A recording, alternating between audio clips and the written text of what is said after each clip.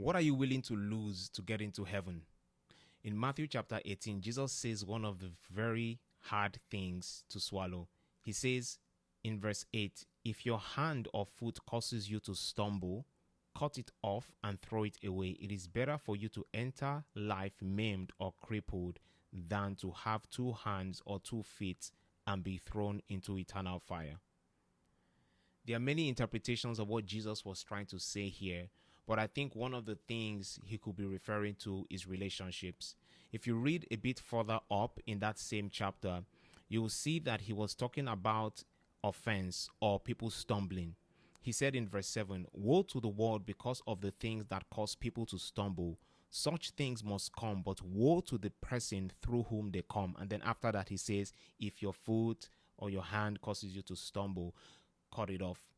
So I'm thinking here that Jesus is talking about relationships. And if you think about it, our relationships, the people we have around us, those are the people that have the greatest influence on us. Those are the people that have the greatest impact on the things we do, the way we spend our time.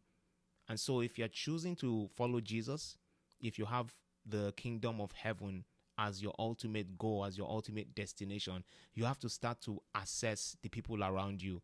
And you have to start to look at certain relationships that are pulling you away from God. And it's almost like what Jesus is saying. It's like cutting off a hand. Your hand is useful.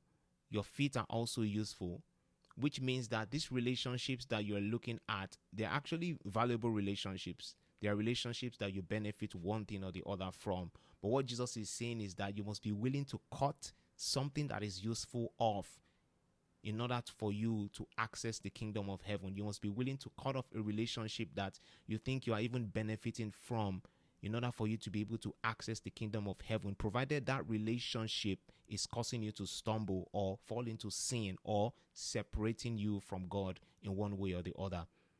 This is not an easy task. This is something that you really require a lot of grace for.